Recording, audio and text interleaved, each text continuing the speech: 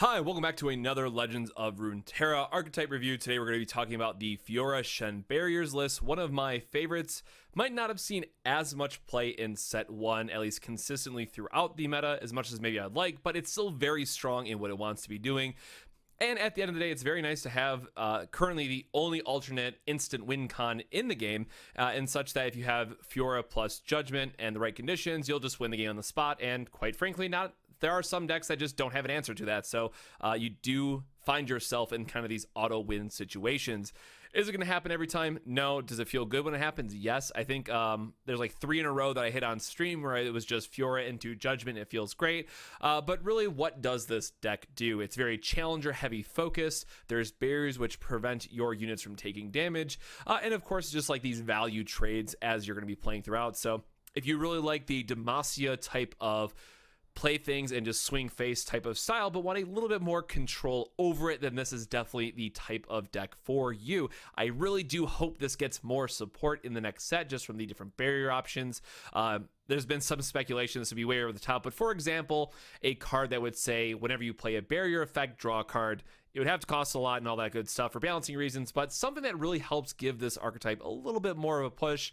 I think this is like at the bottom of tier 2, like it's just not at all in a good spot in the meta currently, and I think maybe the standalone version is probably better than this one. But I think if you're looking from just a bread and butter, what's like the standard overall generic Fiora Shen barriers list, I try to put one that I felt would be the closest to it. So again, the whole point of these videos is as a look back, what would be some of those key cards that we've been looking for, and what pieces should I pick up. So without further ado, let's get into it and let's talk about Shen right off the bat. So at a 4 cost with only 2 attack and 5 HP, you realize he's not very aggressive, but he does play a very nice support role in helping your other units stay alive and get through for some damage. So what this means is support. So the unit that is to the immediate right to him, so the very next slot over, is going to gain barrier. And again, barrier means that the first time that they take damage, you negate it. So it's important here to get him onto the board. He has to see multiple barriers. And now that we have Quinn, like this reminds me a lot of Shen wants to get his level up effect through combat, much like Quinn does. So they both save 4 times, interestingly enough. And this does make me wonder how these two are going to play together. And maybe, hey, Shen Quinn might be the new thing. Just so like you get that first rally attack, but then you can protect her on the second one just so she can get to her level up condition. Obviously, scouts have to attack alone, so maybe that's the barrier there. No pun intended, but there's still, you have to keep Quinn alive. Maybe this is a card to do it. I don't know, sidetracking, but barrier is very strong. You'll see some other cards that benefit off that, but really it's his level up effect that's noteworthy here too, is that then it gives you plus attack. So yes, that's going to be much later in the game. You're going to see we have a 9-drop that combos very, very well with that and pumping your entire team and getting that Anthem effect, which will be very strong. But really, this is going to ultimately help support Fiora, which is your main other pressuring win condition. So it's not always going to happen, right? So the whole thing is when I've killed 4 enemies and survived, you win the game. So this means through barriers, through giving her more health buffs, however you want to end up doing it, once she kills that 4th unit, you instantly win. Let's say that your opponent is attacking you with a full board. There's a guy that has like 100 and 100 overwhelm on the end of it. As long as Fiora is in that first slot and gets the kill, you instantly win if it's the 4th one, which is super powerful. And then again, as we combine that with Judgment, which you're going to see a little bit later, it's pretty easy to set that up sometimes. So the other thing that's really strong about Fiora is that on her basic side is just a 3-cost, 3/3 challenger. And that's really good against a lot of the more aggressive decks that maybe try to play like those 2/2s and whatnot, so you can remove them and then still threaten this level up condition, which is going to be very hard for your opponent to come back from, right? If you get enough of those barriers and those different synergistic cards that are keeping her on the board. So we talked about Shen, but really what are some other ways that we're protecting, right, these key pieces? We're going to talk about some of the other units, but really just talking about the spells to start. And again, these are really like the 3 key spells in my opinion. When I think Fiora, what am I thinking about? Putting in the deck, it's going to be single combat, prismatic barrier, and judgment. So single combat's not a protection one here. It's just a way for Fiora to get more kills, or so she levels up quicker, gets her win condition quicker. And single combat's just hands down one of the best Demacia spells in the first set. So set 2 is going to come around. It's going to stay. Single combat's going nowhere. It's a very good card. It's 2 cost. It's good, period. Even if it's not Fiora using it, it's one of your other units that are clearing the way and maybe getting a value trade because it got barrier or some other effect. Prismatic Barrier, this is really just the bread and butter barrier, if I will. And the important thing here is that it is a 3 cost. So you can, pass your first 2 turns, you get to turn 3, you play Fiora, and then you have the Prismatic Barrier in your hand as backup so that you always have a way to protect her. This is kind of where I mentioned that standalone card would be another great thing because then Fiora can get a huge buff. But Prismatic Barrier, it's going to help level up Shen. So it plays into this overall archetype, just, Fiora Shen barriers, I guess is what you would call it, to help level up Shen. And then also late game, this becomes a 3 mana protect your guy and give it +3 attack. So you're then either getting a trade up that's important, or this is just a spell that later becomes something you need to get that little bit extra damage in, which can be very important. And then the last card, Judgment, is a very costly spell, but again, once you find those right conditions where you know your opponent's matchup, this Judgment, if you get it on 5, you've banked 3 spell manas, it can just win you the game. And we've done that on stream. Again, if you want to go see those videos, they're on Twitch, go check them out. But it's just a good board clear card.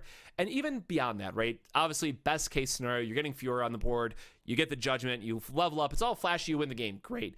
Sometimes you just play this for a board clear. So if you have a 5 attack unit, your opponent swings their entire board at you, you block because you want to make sure if they have an answer to it, you're still not just taking lethal for no reason.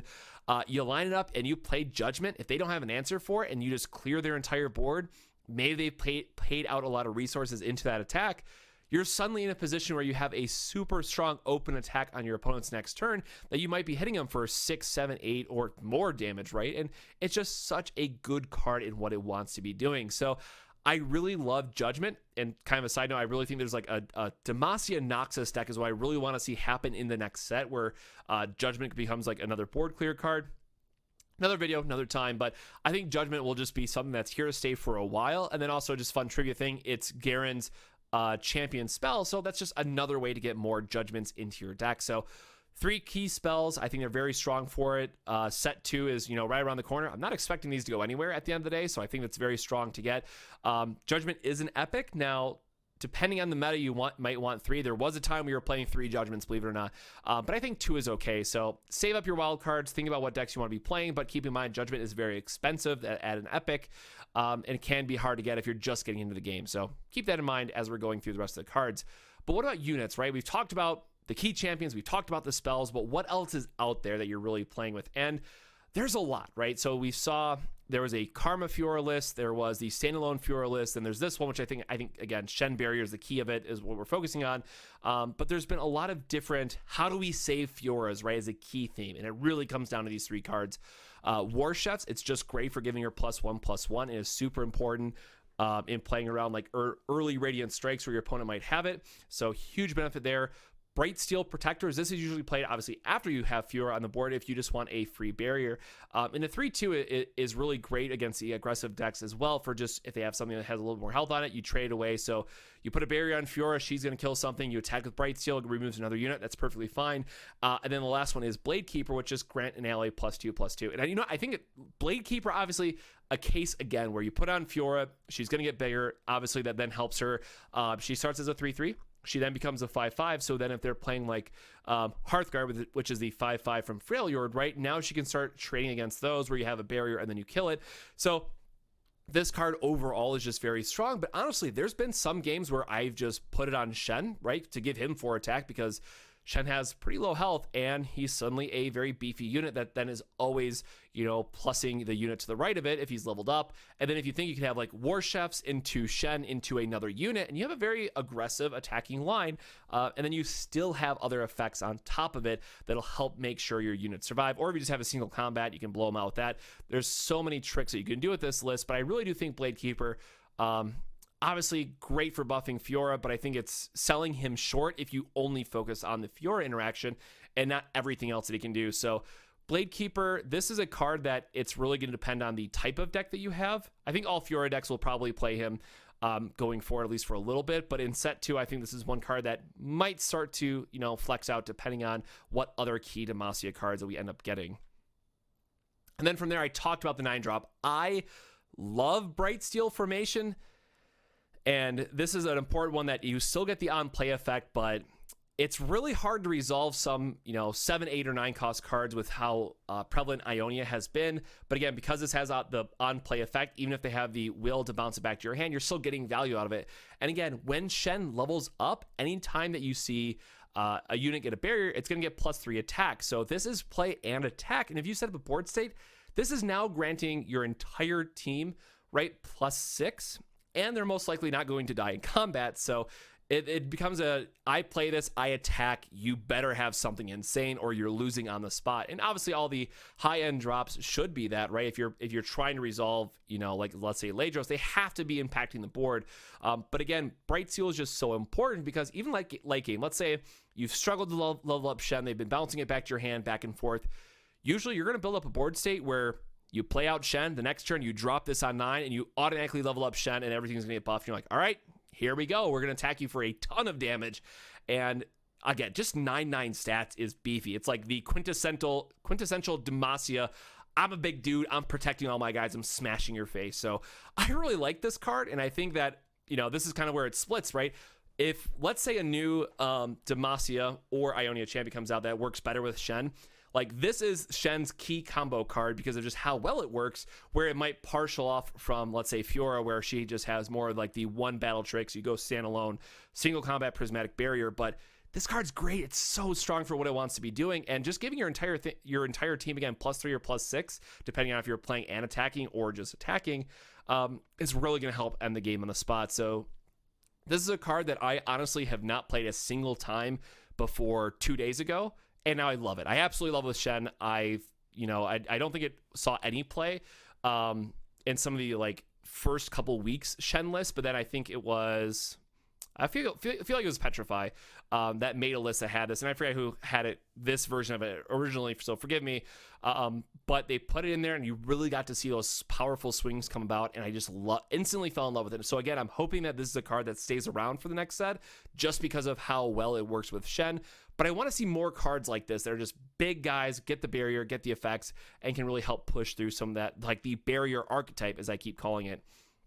And then last but not least, I kind of want to give out two sort of honorable mentions here. So in the list that we're playing, Green Glade Caretaker is certainly an MVP. It's very strong. As we just talked about all these barrier effects, this is something that I'm sure you've seen this screenshots on like Reddit or Twitter, wherever, where it's like, I have a 54 attack, Caretaker, right? That just obliterates your opponent. Yeah, it's super cool when that happens, but otherwise it's just a very solid card that over the course of the game, if your opponent doesn't answer it, yeah, it's going to be a one-hit kill on them. So it really puts your opponent in this awkward position where if it's just getting free barrier turn after turn, and if they're not playing P and Z, like, do they waste a vengeance on it? Do they bounce it back to your hand and reset it? Well, if you have a Bright Steel, you just quickly stack on that damage again. So Will of Ionia is not even a good chance, right? There's just so many good ways that this can help pierce through for the damage you want. But again, it's not been in every Fiora list, so that's where you kind of break apart. Is it more of a Fiora list? Is it more of a Shen list? Or is it some combination of the two? And again, today's video is really about the archetype. That's the two of them combined, not focusing on one or the other. So I think Caretaker is great, but again, if, for the same line of Bright Steel, for Shen, let's say, if he gets a new partner that's not Fiora for some reason, I think this definitely goes with like the Shen side of the package, where the Fiora side of the house might be something else. Now, that said, we're only getting 10 Demacia cards and 10 Ionia cards. I don't think this archetype is going to get split up. If anything, they just reinforce it, and that's fine. And then the other card is Spirit's Refuge. This is one that obviously barrier is really strong, but paying that one extra for lifesteal can feel really, really bad in some situations. Now, if you're playing a more aggressive focused meta, then great, include it. Probably drop the repose because you don't need that plus damage in that case. You just need like plain barriers plus Spirit's Refuge to survive, and you'll find a series of card combinations that get you enough lifesteal. So again, even with what's on board, what's on screen here, if you have a Green Glade Caretaker on board, you give it the Spirit's Refuge, let's assume it already has a buff, suddenly then it's going to be a 5/2 with lifesteal, and gaining back 5 life early on against those aggressive decks where you need to stabilize can be huge, absolutely huge in turning the tide of battle. So I think Spirit's Refuge is a fine card. It's not, again, included in this list, but it definitely finds a home in future Shen variants, or maybe, depending, again, on the meta, it either goes from really, really good to just something that you only need like a 1 of and just gaining even 5 life over the course of a back and forth, more aggressive matchup. It breaks that mirror and you come out ahead. So that is a quick look at the archetype overall. Again, I love this. It hasn't been around much, but I want to cover it because I think it's like overall one of, it's a very controlly deck, right? It's something that I would personally like to play, and I hope it does come back into the meta. And this is one of those decks that I will hope as soon as we get the Demacia, the other 5 Demacia cards and the 10 Ionia cards, I'm going to see where this list might end up in set 2 and then probably revisit it in the future. So again, a quick look, just kind of this overall viewpoint of what is the archetype, what are the key cards, what are the key spells, and now we're going to get into some games. So I hope you guys enjoy it, and then there's some really cool interactions that happened that I hope you guys will look forward to. But one game is more typical of Shen Fiora, how it plays out. One is more the spicy 4-drop that I'm playing and the value that I got over time. So I really hope you guys will enjoy it. And who knows? I think this can finally have legs in set 2, but I think it's time to bring this back and celebrate the list again. So now, without further ado, let's get into some games. All right, looks like a Frost Ezreal Heimerdinger deck, which is probably an auto loss for this for our deck. I guess it's a good opportunity to showcase it and see how one side this matchup is, right? Because they just have all the ping and freeze effects, which is really good against us. I think we typically want a more aggressive opener and try to pressure them early, hopefully. And this isn't certainly the best look, but I think it's what we're gonna have to work with. And right, Caretaker is weaker here because it gets hit by both Mystic Shots and all their freeze effects and their Ice Veil Archers. So we're gonna go for it, see what happens, and try to get in some extra damage while we can. Flavor, it's spice. Also depends on how many archers that they're playing, like what variant they're on. Yep, so they do have it, which is just unfortunate pass for us here then. This might be good in just helping us develop more. That's rough. But this is otherwise pretty awkward because, again, this needs to connect for value, so.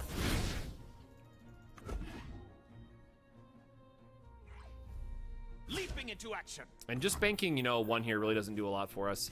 Now, the awkward part about this is we do need to preserve our life total. So if they have like a freeze effect, we want them to use it here instead of on our next turn. Because basically, as soon as you go down to like 15, you lose. So if this doesn't connect, this just might be a super early GG, and not much we can do about it. The honor is yours. And then of course we have the opportunity to give it a a +1 health, so it's not like I guess they're off from that plus Static Shock. I think we're fine. It'd have to be double removal either way, but. Again, this isn't even really that good in this matchup, just from like a general standpoint, right? Like we're giving them more things to use their burn spells on, or just frost effects to help Ezreal level quicker. So it's not a good spot for us. But again, this will be a great job to showcase maybe one of the bad matchups or one of the worst matchups for the list in general. And when I win or lose when I record these games, I do it just for the sake of trying to show a typical game. Like if it's one-sided either direction, I'm not going to keep it. And then otherwise we're just going to see how it goes from there. Okay, so it looks like he's just trying to pop the barrier and deciding to give us the opportunity if we want to sacrifice both of these. We actually want to save this for Fiora, I'm pretty sure, or save it for like a block. So we could keep it because of the Shen, but I don't think that we're going to get much value long-term off of that. Right, because we pass the turn and then it just dies to any possible removal that they have. So trying to trade it out there is probably the best that we can hope for.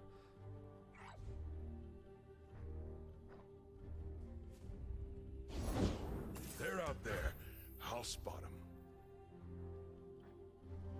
them. Getting just a 4/4 is not terrible, but I think we do need to get the Shen online and start developing this side of the board. Space between worlds. I thought you'd never ask. Yep, so this is now a little bit awkward because we can't even force this off with our blocks.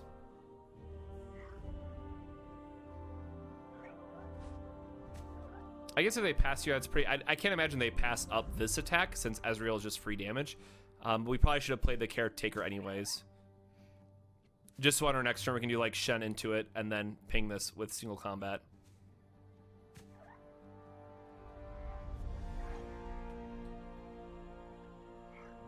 Kind of awkward that they're just sitting on it, but Maybe they have something that they're contemplating. And 3 away from leveling up. I mean, that's kind of scary. They only have 4 cards in hand, but as soon as they hit a progress state, this is looking very, very poor for us.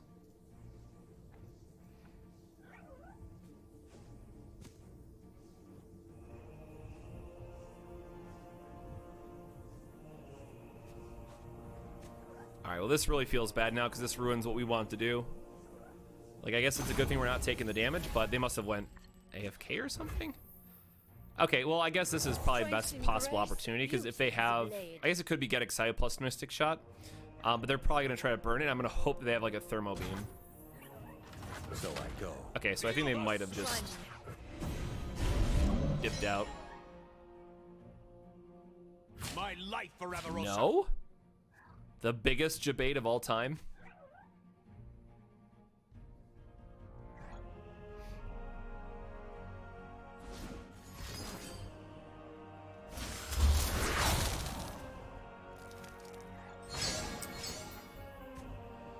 Yeah, you got it, I guess. Also, this is a waste, right? We should have put it here just for the 1 extra life. Alert the village. That's what I get for just assuming that they that they went AFK. And we want to bank some spell mana here, but we're still fine to play this. And we have enough for the single combat later. I can't tell if maybe they did go AFK or if that was just like the long con debate that they did.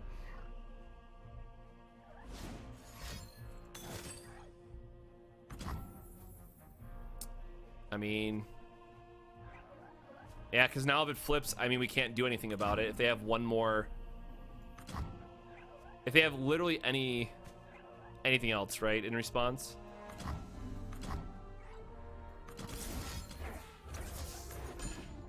I can't imagine that this resolves, but we kind of have to try to, right? Because he's going to go to a 2-4.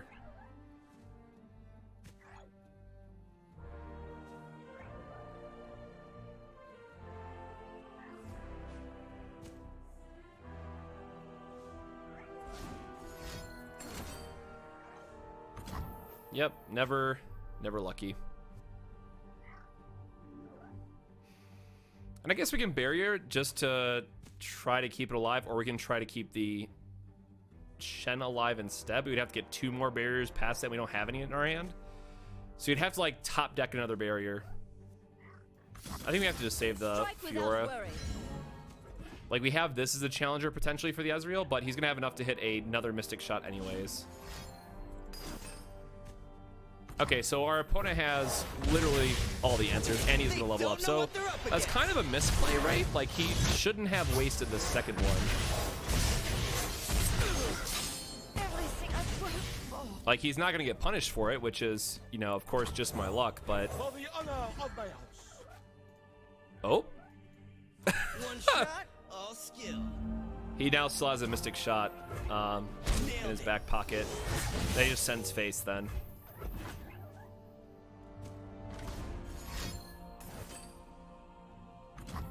Charge. So turns out, you know, triple Mystic Shot, just as always, a little bit of a troublesome part for us to deal with.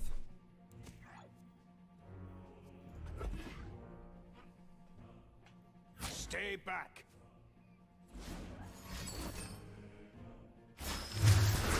Yep. So that is definitely gonna be GG. I can't imagine that they don't have a spell that gets them out of this situation. And right, we don't have anything elusive to stop this, so this is just lethal on board. You would have to be a removal, and it's not. Well, like I said, it's a good...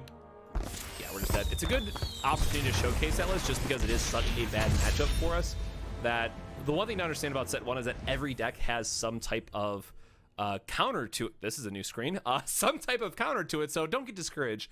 If you're seeing a lot of your bad matchups, you just have to swap decks at the end of the day. So, all right, live on YouTube, seeing some new New error messages. You just have to take it, right? Like the greatest challenge I think a lot of Runeterra players face is knowing what deck to play based on what your local meta is for that day. And I mean, I say local in this sense because someone who plays at 8 a.m. Let's say 8 a.m. Monday is going to have a most likely different meta at 8 p.m. Monday or even 8 a.m. Tuesday. So being able to have access to a lot of cards is very, very powerful. It can help you try to navigate as you get your way through Masters. Like I said, I've done it. A ton of people have, talked about how many different times they've had to swap decks, and it's just a natural problem with Runeterra problem, right? In terms of the ladder progression that you just have to grind it out. So, great game just to showcase how bad it can go, but let's try to get another game in here, see if we can find a different matchup and put out another game for you guys. So sorry for the little random there at the end. I just wanted to add my disclaimer, but let's get into the next one. All right, so the goal for videos is always going to be try to hit 2, and of course we hit another Freljord list.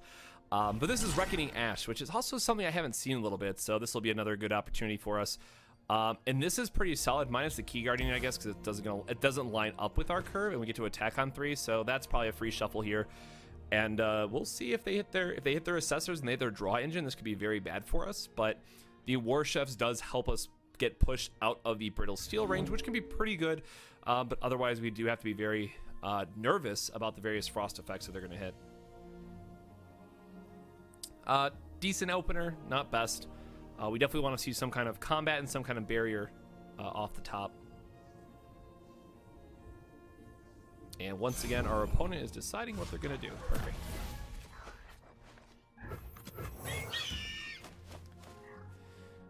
If the game can go long, Bright Steel can be pretty good, but it's usually decided before this card matters. And now, I said Ash Reckoning at the beginning, but that's not always the case. Sometimes they just don't play the card at all. In my opinion, if you're playing Freljord Noxus, if you're playing this version of Ash with Assessors and stuff, you have to be playing, there we go. You have to be playing the Reckoning. It's just too good not to. Arrows at the ready. Now, seeing this off the bat worries me that they might have another one. But if they do, I can just sacrifice my bird instead, then Fiora won't do anything. So I think we play it out anyways. They would fall by my blade. Brittle Steel could be bad, but again, we can buff this to a 4/4, at least survive the first one. They'd have to Brittle Steel before we go to combat. So I think we might be okay. Interesting, so they're passing. I mean, yeah, we're gonna go for it anyways. It's not calling strike, it can't be a Brittle Steel now. And it can't be Elixir, so maybe they just don't have anything here. And also getting in 4 damage on the outside feels pretty good too. Now again, one of the more difficult things that, this is only my second, I guess this is technically day 3 with the deck, and I haven't played more than maybe like 15-20 games, so I am certainly not a master with it by any means, but this is something where you have to know if you're more the aggressor or if you can get her win condition on the board, because this is a case where, right, we are giving up the 2 extra damage here where we could just use it out with the Hawk and maybe sacrifice that instead. And now we're opening ourselves up to Brittle Steel on following turns, so this might have been a case where it would have been better just to get her in for the damage instead.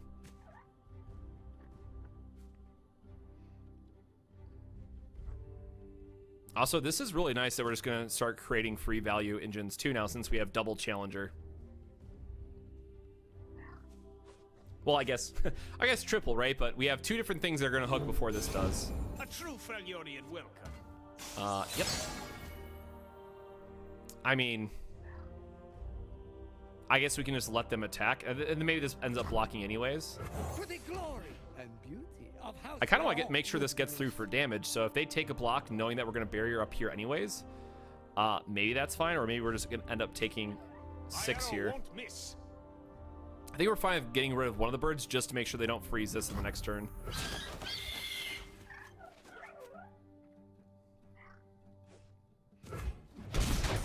Save the homestead.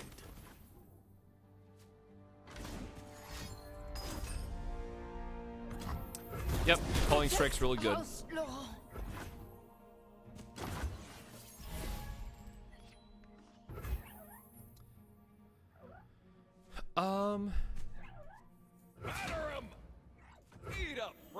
he's probably going to block anyways, right? Because he doesn't want us to just get free value off of this. But I mean, if we don't have to waste a barrier, we don't want to have to waste a barrier. Stay back. Interesting. I think we're actually okay with this. We fight for one Freljord. I think I do want to spend, sorry, excuse me, we're going to save a little bit of our spell mana here.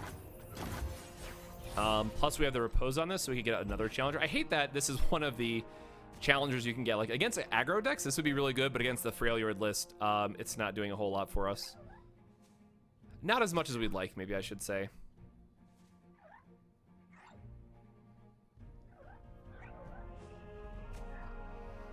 And again, if we get to a point where this Bright Steel comes down, this is just going to keep getting value for us, and feels great. So they probably have a freeze effect here is what they're going for, which means we can play like our Vanguard plus our Repose. And then if we save this, right, this is two more blockers that are gonna, or I'm sorry, two more challengers that are gonna go through and clear the way for this as well. So we are just on the value challenger train at this point. Okay, the quick, they potentially have Brittle Steel now.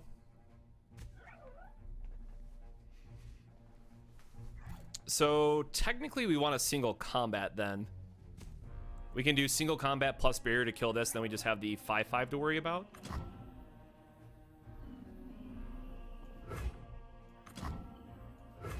Or we could do our Caretaker into a barrier. But if it's Brittle Steel, we just lose out, right? Because it would still die. I think the safer play here is the single combat. And this way, if it's a Brittle Steel, they have to do this to protect it.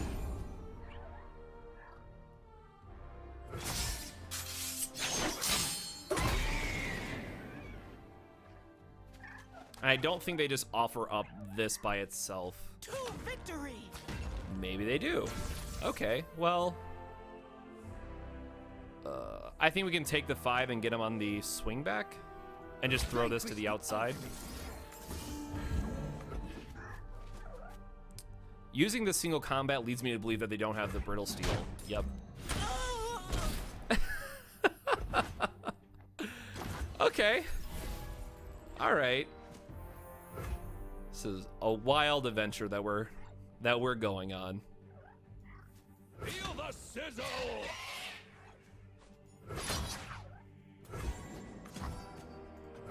And now again, this gets this out of Brittle Steel range, and we're just gonna have a value train coming off this.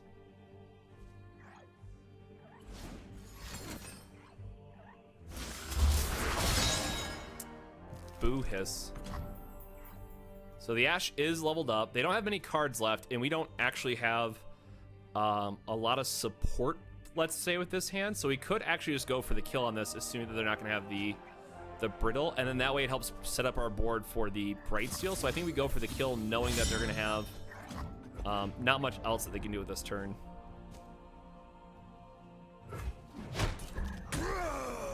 We do trade like a kill for a card, but I think this is fine for just still threatening enough of a value generator, right? Secure the kill. This is interesting. I definitely think we can just bank the mana here. It's also super cool, right? Like, this can just battle everything, so a Judgment would just instantly fill our hand.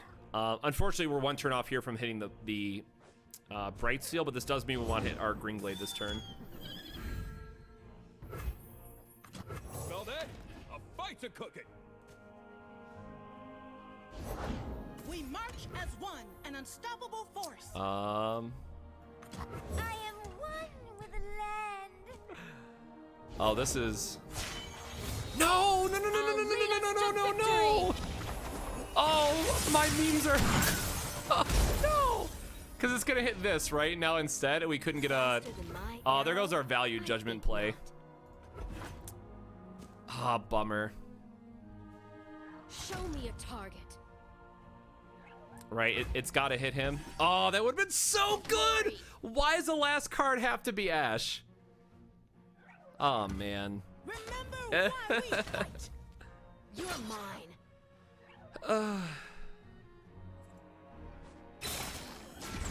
All right, so we kind of have to do this anyways, right? Oh, we don't have 3 power to make this happen. Like our health total is super low here, so we do want to make sure they have no hand, right? So we'd have to do a judgment here. But man, this would have been so good if we had a way to pump this and get the units. Again, the only thing we have to block because we can't take that damage. But yeah, it's gonna be a judgment here, and we're just short, just shy of where we want to be. Yep, and that'll do it. So again, kind of a weird situation where our challenger value just got there for us, right? But a fun game nonetheless. And you know, I think that's just another really great game to showcase that you have other options that you can do and some of the different play styles you should be going to. So I guess that one was more of a what's it called, like Chevalier card showcase. But still, I think it's important to note that you don't always rely on just Shen Fiora in every single game, even if that is maybe the core of it. So hope you guys enjoyed this video. Again, kind of a showcase back and forth. If you want to see more of these matches, definitely go check out on Twitch, because I did stream it for a couple days. Like I said, this is only technically the 3rd day, but I want to go on and do some other videos. So for now, this is going to be all, but it's a quick look at some of the different draws, some of the different plays you can do. Judgment's still a very good card. Barriers are good. And otherwise, we're going to probably do Karma Ash next. So if you guys want to see more Runeterra content, don't forget to subscribe. But otherwise, I'll see you next time. Cheers.